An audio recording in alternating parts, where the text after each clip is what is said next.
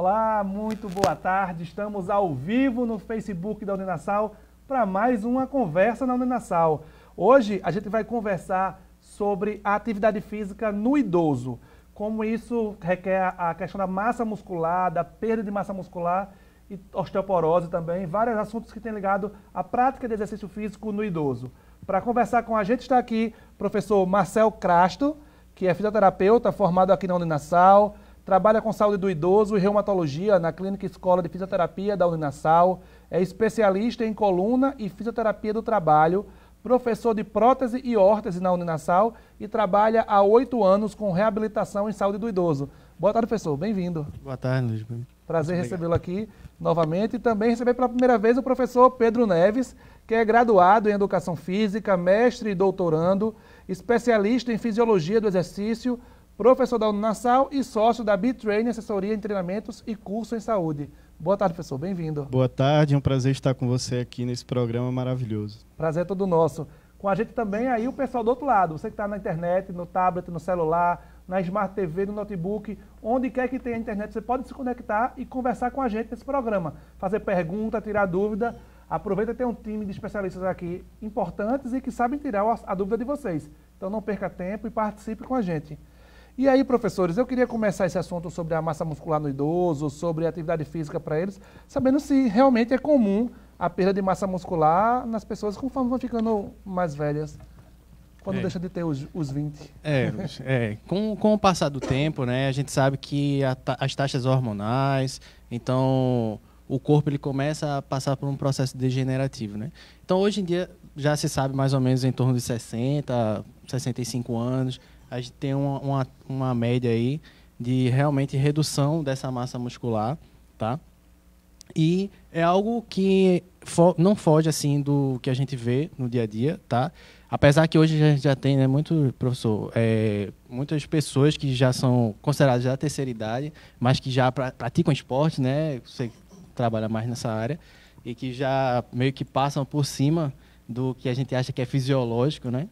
Mas é mais ou menos nesse sentido que a gente entende que o corpo ele realmente vai se degradando com o tempo, né? Isso é bem comum, né, natural com o envelhecimento, e aí a literatura ela vai divergindo um pouco sobre com quanto tempo que esses efeitos do envelhecimento eles vão chegando na vida das pessoas, mas é fato que além do envelhecimento, o estilo de vida que se vive interfere muito naquilo que a pessoa vai ter de condição física, massa muscular, aptidão cardiorrespiratória, até de preservação da sua massa mineral óssea. Tudo isso tem impacto tanto do processo de envelhecimento quanto também do estilo de vida que essas pessoas vivem. Além disso, hoje, um campo da ciência que tem evoluído bastante é o estudo da imunossenescência. Antigamente, a gente entendia que os problemas, né, os processos associados ao envelhecimento, eles se davam muito no campo do condicionamento físico, preservação de massa magra e, obviamente, mudanças na composição corporal. Mas hoje outros fatores, além desses que o Marcel citou, relacionados à questão hormonal, também têm influência, que seria a própria senescência e o envelhecimento das células do sistema imunológico. E isso também repercute na geração de doenças. Falando em repercutir na doença, mas até que ponto a perda de massa muscular aumenta o risco de queda nos idosos? A gente escuta muito falar que idoso, a queda é um dos graves motivos de morte, inclusive, para os idosos, né? Qual é o impacto dessa perda de massa muscular nessa questão das quedas? Lá na Clínica Escola de Fisioterapia aqui da Uninasal, então nós fazemos reabilitação no setor de geriatria e encontramos muito, né, na fase de reabilitação pacientes com déficit de equilíbrio, tá? E muito associado com essa perda de massa muscular, né? Então, realmente tem uma influência direta, tá? Nesse equilíbrio desses pacientes. Então, nós trabalhamos a reabilitação do equilíbrio desse paciente, fazemos uma reabilitação muscular, né? E, posteriormente, a gente encaminha lá para o pessoal da educação física para fazer realmente dar encaminhamento desse trabalho de força, né? Isso. Existem alguns fatores que estão associados, né? Você pensa assim, a perda de massa muscular é um dos principais fatores que está relacionado à queda no idoso. Mas aí você encontra também, por exemplo, o uso de medicamentos. Alguns idosos usam medicamentos que afetam um pouco o sistema vestibular e, consequentemente, atrapalham um pouco o equilíbrio dele. Uma outra questão que precisa ser informada para a sociedade como um todo é a questão do próprio cuidado que tem que ter dentro de casa com anteparos que possam gerar queda no idoso. Então, se você tem um idoso na sua casa, você precisa tomar cuidado para que não hajam barreiras que, porventura, gerem essa queda. Então, a perda de massa muscular é um fator muito impactante, a diminuição da acuidade visual é outro fator muito impactante, a perda de flexibilidade é outro fator muito impactante no idoso e uma outra questão é justamente esse efeito dos medicamentos que eles tomam.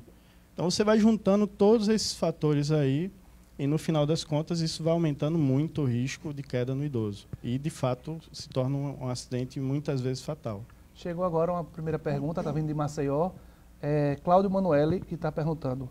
Ele diz, não sou idoso, mas estou com quarentinha. Sou diabético e há 39 dias, bem contadinho, viu? Comecei a academia. Vou ao menos 5 vezes na semana. Não consigo perder peso. Quanto tempo demora para começar a sentir efeitos positivos em meu organismo? E a outra pergunta é se isso pode ajudar a baixar a glicemia. Ele diz que é diabético tipo 2. Isso, Primeiro, provavelmente ele já está tendo efeito, só que esse efeito não é um efeito estético. A gente precisa diferenciar muito as duas coisas. É importante que ele saiba que, primeiro, a massa muscular é um tecido metabólico. Então, quando ele aumenta a massa muscular, por exemplo, fazendo um treinamento de força, esse aumento da massa muscular ajuda na regulação da própria glicemia dele. Então, o exercício em si vai proporcionar esse benefício para ele. A perda de peso e principalmente perda de gordura tem relação com outros fatores que não são só o exercício. Por exemplo, a alimentação, que seria um fator primordial para que ele perca peso. Efeito, cada sessão de exercício já traz efeito. A literatura mostra efeitos, por exemplo, com impacto no sistema imunológico dele, efeitos associados a uma maior captação de glicose, que é o grande problema do diabético, é que ele tem a glicemia alta. E aí o exercício físico, como efeito agudo, já promove para ele regulação da glicemia. Mas o que a literatura diz a respeito de uma normalização da glicemia dele, um controle mais apropriado, acontece a médio e longo prazo, cerca de 6 meses para lá. Em relação à perda de peso, ele precisa procurar primeiro a nutricionista. E aí a associação dessas duas coisas vai dar para ele o que ele espera de benefício. Olha aí, então, Cláudio Manoeli está respondido. O professor Pedro já tirou algumas dúvidas. E você pode fazer como ele, mandar também a sua pergunta e tirar dúvidas aqui, tá? Aproveita o momento, a gente fica aqui até as 5h30 nessa hora para tirar essas dúvidas. Mas voltando à nossa pauta do dia, que são os idosos, a osteoporose tem alguma ligação com perda de peso, perda de massa muscular? Sim, né? A gente tem como se fossem duas vias também, né? Também a gente tem a questão metabólica, que pode trazer a osteoporose, como também tem a questão da própria perca de massa muscular por diversos outros fatores que também pode trazer, como o sedentarismo, por exemplo, pode trazer ao surgimento da osteoporose, né? A gente sabe lá na reabilitação que muitas vezes a gente, quando vai fazer a reabilitação da força muscular, a gente entende que essa pressão, né, muscular que é exercida sobre o osso, ela faz com que o osso comece a absorver mais cálcio, né? E a gente consegue ter melhores fatores assim impressionantes lá na reabilitação. Então a gente tem um trabalho muito bem feito lá na clínica escola, né? E a gente consegue ver na prática clínica, né?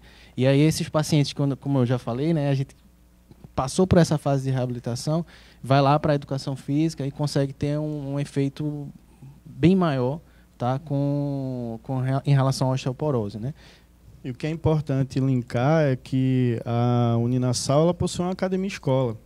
Então, essa referenciação, né, do idoso que passa pela clínica escola lá da fisioterapia para a academia é um fator muito importante para que ele consiga manter a qualidade de vida e a saúde dele. E pensando, né, no que o Marcel abordou, o nosso corpo ele foi criado fisiologicamente para o movimento.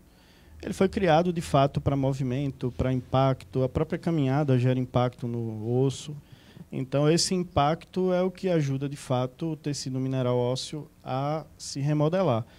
E essa absorção de cálcio e esse fortalecimento acontece ao longo da nossa vida. Então, alguns estudos eles têm apontado que, por exemplo, aquilo que você adquire durante a sua adolescência, em termos de condicionamento, massa muscular e até massa mineral óssea, ajuda você, quando envelhecer, a ter um impacto menor do envelhecimento. Então, é um ponto que seria um ponto preventivo, né? Você começar a adotar um estilo de vida ativo desde cedo para que você aumente a massa mineral óssea e, consequentemente, tenha um impacto menor dos fatores do envelhecimento. E tem uma relação se é mais comum essa perda de massa muscular em idosos, homens ou mulheres? Então, isso varia, né, um pouco, mas, de fato, assim, as mulheres elas têm um impacto maior, né, da mudança hormonal do que os homens. Os homens, cerca de 20% dos homens sofrem com algum problema associado a mudanças hormonais, como diminuição do GH, testosterona, né, não acontece de forma mais impactante nas mulheres. E nos homens acontece um pouquinho menos. Não sei se o Marcel tem algum relato aí para complementar. A gente escuta que a osteoporose acontece mais em mulheres do que em homens. Isso. E é exatamente isso, né, que o professor falou. Porque lá na prática a gente vê, para cada 10 pacientes que a gente tem no setor de geriatria, né, com um diagnóstico de osteoporose, apenas 2 homens. E nós temos até 8 mulheres com esse diagnóstico. Então, realmente, a mulher, por ser mais suscetível a essa queda de taxa hormonal, né, principalmente quando chega a uma certa idade, então é muito mais frequente do que o homem. Mandar um abraço aqui para o Daniel Andrade, que está assistindo a gente. Também a Thalita Gabriela disse que Marcel Crasto é top. Olha aí, seu fã-clube está chegando, professor. Seu fã-clube está chegando. E me fala uma coisa, quais os fatores que aceleram essa perda de massa muscular? Isso por você não fazer atividade física, já é um contribuinte? Olha, o sedentarismo ele tem trazido a curva mais cedo, né? A curva do envelhecimento mais cedo. Antigamente, quando você ia estudar, por exemplo, fisiologia do exercício, a gente tinha o conhecimento de que o nosso corpo ele se desenvolve até os 30 anos e a partir dos 30 você começa numa fase de declive em termos de condicionamento, aptidão, massa muscular, massa óssea. E hoje os relatos apontam que essa curva está acontecendo a partir dos 20. Mas por quê? Porque o estilo de vida das pessoas mudou completamente, né? Antigamente você brincava na rua, você tinha muita atividade aí com seus colegas, né? Fazia muita atividade física. E hoje em dia as crianças estão restritas, de fato, ao ambiente escolar. A modernidade, né? O tempo de tela aumentou muito e, consequentemente, esses fatores, o sedentarismo seria um grande fator a contribuir com o aumento, né, dessa perda de massa muscular. Uma outra coisa que é importante é a alimentação, né? Volto a falar da alimentação porque, de fato, é fundamental. Hoje em dia existe um negócio aí chamado de sindemia, e essa sindemia ela trata de conhecimento associado de várias pandemias, né? Então, ao mesmo tempo que a gente discute muito sobre obesidade nos dias de hoje, falando que a obesidade tem aumentado, no mesmo lugar que tem a obesidade, tem a subnutrição, tem a má nutrição. E o obeso, normalmente, é o cara que também tem uma alimentação ruim. Então, essa alimentação prejudicada, ela também pode contribuir para aumentar essa perda. Porque a massa muscular ela é regulada por um balanço proteico, entre a síntese de proteína e a quebra da proteína muscular. Você está falando disso de proteína, o Cláudio Manoel voltou com uma pergunta aqui, tá, vai explorar um pouquinho mais a gente, no caso vocês. E aí ele pergunta se suplementação com whey isolado, BCAA, creatinina e cafeína pode ajudar ele nessa fase dos 40? Eita. O que acontece, né? Você é nutrição, né? Mas assim, a cafeína, ela é creatinina, whey isolado e BCAA. Bom, a creatina, existem estudos que apontam que há aumento de massa muscular com suplementação com creatina. A cafeína não. A cafeína é muito mais um estimulante, um neuroestimulante, para que o sujeito ele faça o exercício com uma disposição maior. e até utilizando mais energia, porque a quebra de nutrientes acontece mais cedo. A proteína, sim, e os aminoácidos de cadeia ramificada, que seria o BCAA no caso, também podem colaborar. Mas, em via de regra, o uso de proteína é o que o nutricionista vai prescrever para ele. Né? Por quê? Creatina e proteína. Por quê? Porque a creatina ela ajuda você a adquirir massa muscular mais cedo, porém o efeito dela não é duradouro. E a proteína não, ela vai te ajudar justamente quando a creatina não estiver mais ajudando nesse balanço proteico positivo. Aproveitar e mandar um abraço para o querido mestre da Educação Física, professor Oswaldo Cerejo, está aqui acompanhando a gente aqui ao vivo. Grande abraço para o professor Oswaldo. Professor, simbora, vamos continuar conversando. E aí, como prevenir, então? Tem uma forma de prevenir a perda de massa muscular? Só fazer atividade física e uma alimentação balanceada? Temos. Acho que é primordial a questão da prevenção, né? Não tem como a nossa sociedade é muito acostumada a remediar, né? E não a se prevenir, tá? Então... Essa prevenção começa com a gente agora, para quando chegar lá? Já. O quanto antes possível, né? Nós puxando um pouco para a fisioterapia, mas nós temos avaliações que podemos fazer. Muitas vezes a gente já detecta essas alterações no corpo do paciente antes mesmo dele adquirir qualquer outro tipo de disfunção, tá? Só indo um pouco além, se me permite, professor, que falou um pouco em relação à condição de vida e que está ligado também a essa questão.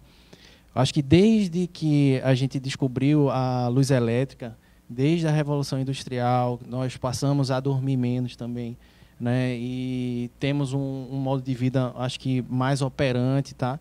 E mudamos totalmente o que a gente chama de ciclo circadiano, né? Que é a hora que você acorda, a hora que você vai dormir.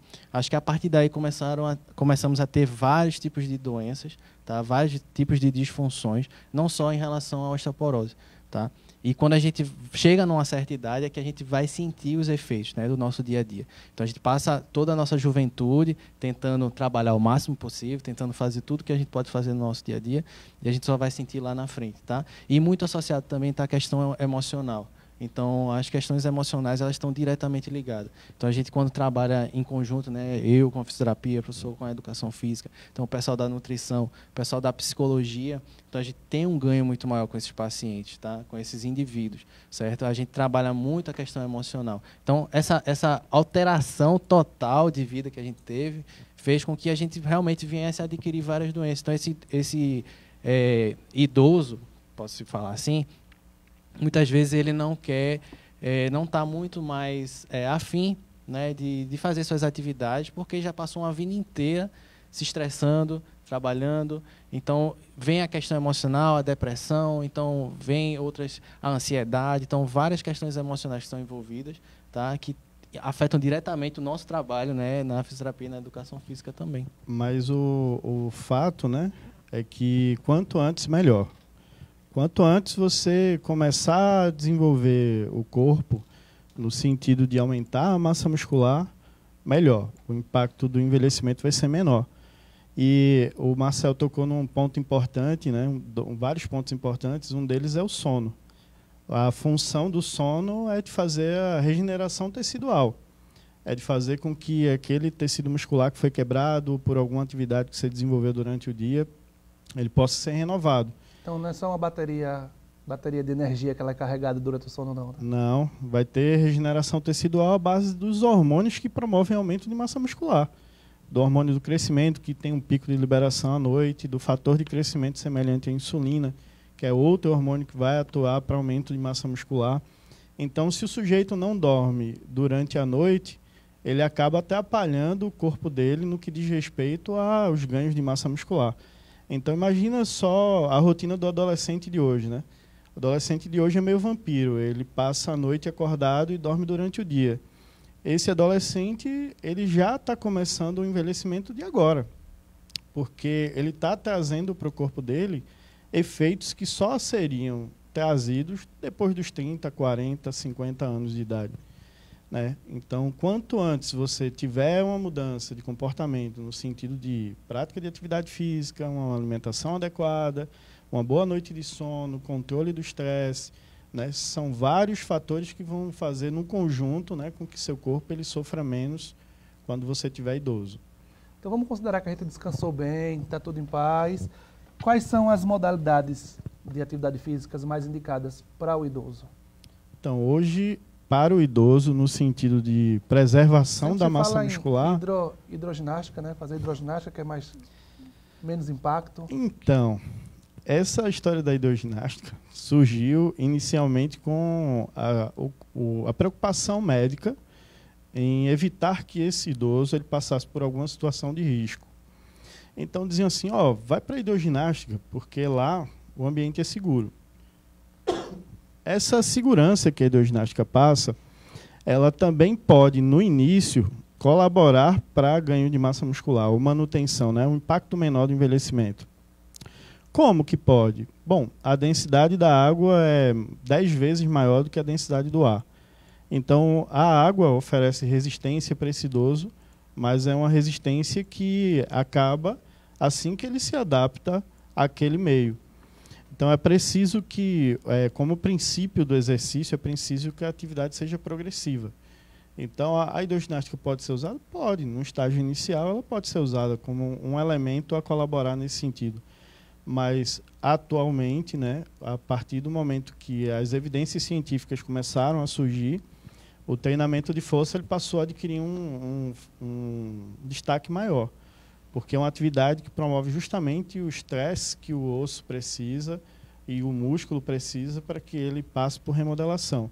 Mas vamos trazer para o português. O treinamento de força é a musculação? A musculação. Certo. A musculação... Eu digo português que é o que a gente vai procurar na academia, Na verdade, né? Qualquer exercício que seja feito contra uma resistência, ele pode ser incorporado na rotina do idoso.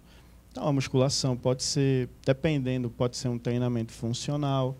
Não tem problema, desde que o CrossFit inicialmente não. Por quê? Só depois dele estar Porque, condicionado. como o CrossFit é uma atividade que envolve aula coletiva, o controle das variáveis do exercício se torna um pouquinho mais fragilizadas. Não estou dizendo que o CrossFit não seja uma boa atividade, ela é uma excelente atividade. Mas para esse idoso, com o intuito de manter a massa muscular, inicialmente eu optaria por uma atividade mais convencional, como, por exemplo, o exercício na musculação, uma atividade contra-resistida, quer seja no Pilates ou uma outra ação parecida. Essa atividade, né, ela precisa envolver um fator-chave, que é o seguinte: nós temos predominantemente dois tipos de massa muscular, né, dois tipos de fibra muscular. Uma fibra do tipo 1 e uma fibra do tipo 2. Essa fibra do tipo 1 ela é usada nas atividades convencionais. Então, aquilo que a gente faz no dia a dia exerce influência sobre esse tipo de fibra. Mas as fibras que sofrem mais com o envelhecimento são as tipo 2. E essas requerem uma sobrecarga um pouco maior. Então, por isso que o treinamento de força na musculação seria muito indicado. O Pilates de maneira progressiva, com o uso da mola lá como resistência. Qualquer atividade que promova resistência e que leve a um certo estresse muscular acima dos níveis normais que aquele idoso executa, isso daí já vai ser impactante para ele no sentido de preservar a massa muscular. Rapidinho, chegou uma pergunta da Suelen Vanessa também fugindo ao nosso tema, a professora Suelen Vanessa de Administração aqui da Uninasal. Ela pergunta se a hidroginástica emagrece. Então, a hidroginástica vai ajudar no processo de emagrecimento. O que emagrece é deixar de comer, né? Ou comer se tiver associado, do limite, né? Isso, se tiver associada com uma boa alimentação.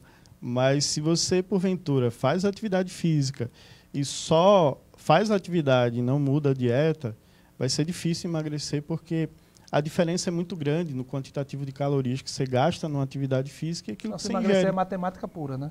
É mais ou menos, né? Não diria que seja matemática pura, mas é muito próximo disso aí, né? Apesar de existirem correntes, né, dentro da educação física que sempre criticam esse jargão, dizer que é matemática. Não, mas tem que ter balanço calórico negativo para emagrecer, senão você não emagrece. Mas existem vários fatores associados. Inclusive, hoje em dia se estuda, por exemplo, como que o exercício modula sua fome e seu apetite. Então, a hidroginástica, se feita à noite, num ambiente muito frio, vai estimular ela a comer mais. Olha. Então, tem que procurar, até isso a gente precisa entender que tipo de interação a atividade física tem com o clima. E qual é a hora que a hidroginástica ela vai tirar o apetite? Ela vai ser melhor se feita num horário que tenha mais calor. Por quê? Porque como é o hipotálamo, como é o hipotálamo que regula essa questão, tanto da fome e saciedade, quanto do ajuste de temperatura, se você faz atividade num clima em que o frio está grande, a fome aumenta. Né? Eu não sabia disso. Então, Hoje o inverno em dia, não é bom. O inverno não é um bom momento para atividade física. para a hidroginástica, não. Agora, por exemplo, você está num ambiente que tem clima controlado, está fazendo lá o exercício, dependendo da intensidade, os estudos apontam, né, de certa forma um pouco controverso, mas apontam que a alta intensidade de exercício inibe a fome por 2 horas. Então, se eu for fazer, por exemplo, parte de uma estratégia de emagrecimento, faço o exercício de alta intensidade e vou comer nesse intervalo de 2 horas, é possível que eu coma menos. Então, eu vou comer num momento em que meu corpo está propício a comer menos. Mas se eu passo de 2 horas, como a fome também é tempo dependente, ela vai comer mais. Então, professora Suelen Vanessa, se a ideia era só saber da hidroginástica, tem todas as dicas aí agora para você emagrecer, se a senhora acha que precisa, também tem isso, né?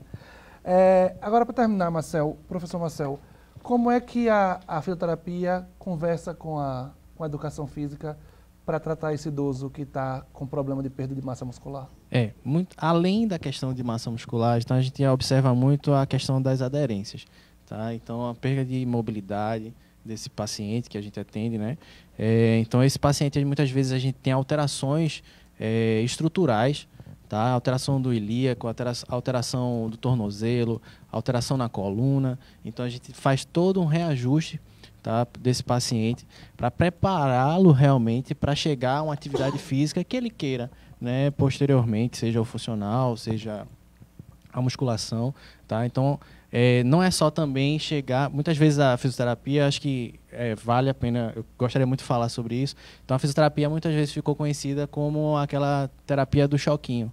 Tá? De tirar a dor simplesmente. Você vai lá e faz um TENS, que a gente chama, que é através de eletroestimulação para retirar a dor, ultrassom, através de aparelhos. Tá? E a fisioterapia não é só isso. Tá? Então, a fisioterapia vai muito além. Então, a gente vai lá na prevenção desse paciente. Caso ele não tenha nada, ele pode procurar a fisioterapia também para ver se tem alguma alteração estrutural que a gente possa ajustar e encaminhar para a educação física também.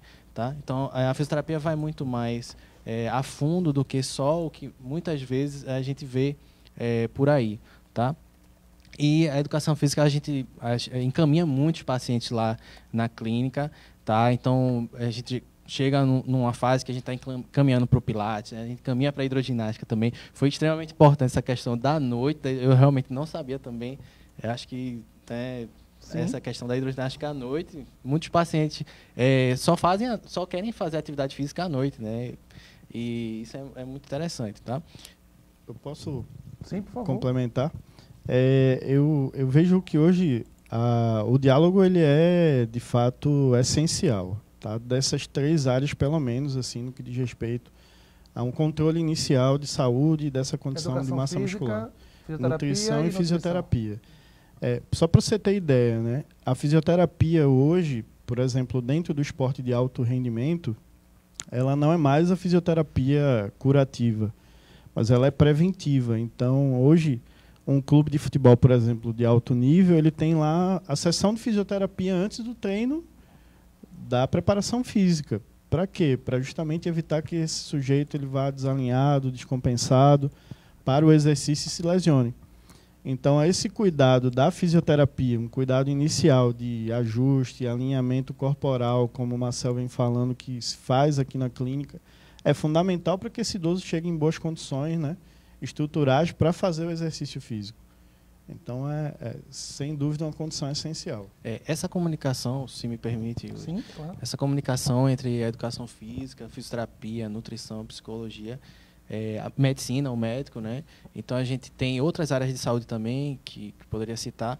É essencial, né? Eu acho que o indivíduo ele precisa de todas as áreas, né? Quando tem uma equipe muito profissional, a gente consegue realmente um ganho espetacular. Tá? Principalmente quando se trata de idoso, que não é só fisioterapia, não é só educação física, ele precisa de uma gama de atividades, né? É um universo inteiro de questões que ele precisa ajustar, né? Já que muitas vezes a gente só remedia, né? Não trabalhou lá atrás, então a gente precisa ajustar realmente para conseguir êxito, né? Do que a gente precisa, que a gente almeja normalmente. Eu vou te dar um exemplo prático, né? Você imagina uma academia de ginástica hoje que tem atendimento aí, que cada professor atende 30, 40 pessoas no momento que ele está lá numa sala. Esse profissional ele vai ter dificuldade, sim, de gerenciar essas pessoas todas naquele ambiente. Então, imagina que ele pega um idoso lá que, de repente, tem uma descompensação postural, alguma coisa que, de fato, não pôde ser observada de maneira específica, e aplica exercício para ele. Isso também pode, de alguma forma, piorar a situação daquela articulação ou propriamente da coluna, se for o caso, né? Então, esse diálogo da fisioterapia com a educação física é, de fato, assim, extremamente essencial para que esse idoso ele chegue numa condição plena para fazer o exercício, né? O exercício vai ser muito bom para ele, mas a gente, às vezes, esquece que, dependendo de como eu faço o exercício ou de como ele é gerenciado, ele pode trazer prejuízo também para a saúde das pessoas. Maravilha. Queria agradecer a vocês, professor Pedro, professor Marcel, pela conversa de hoje, por trocar aí experiências e conhecer tanto as aproximações da educação física com a fisioterapia e também com a nutrição. Muitíssimo obrigado a vocês por participar hoje. Eu que agradeço pelo convite, né? E estamos disponíveis para outras ocasiões. Maravilha, muito obrigado. Agradeço também, Luiz, a oportunidade, né? A gente que já se conhece há algum tempo. Por Parabéns aqui, pelo sempre por programa. Até mais, até a Vamos em próxima. frente. Pessoal, muito obrigado a vocês também que conversaram com a gente aqui na internet. Chegaram muitas mensagens, não deu para ler todas, porque o papo estava bem avançado aqui e a gente precisava falar um pouquinho mais. Agradecer a vocês pela participação. Lembrando que o programa Conversa na Uninasal é uma realização da Web TV, que é um projeto de extensão dos cursos de comunicação social. É o espaço onde os alunos de fotografia, publicidade e propaganda e jornalismo podem colocar em prática o que aprendem em sala de aula sem precisar sair da instituição, como fez a Carla Vilela, que produziu o programa de hoje. Na próxima quarta-feira, às 5 da tarde, também ao vivo aqui no Facebook, a nossa conversa sobre a situação dos refugiados no Brasil. Eu espero vocês na próxima quarta-feira, ao vivo, às 5 da tarde. Até lá!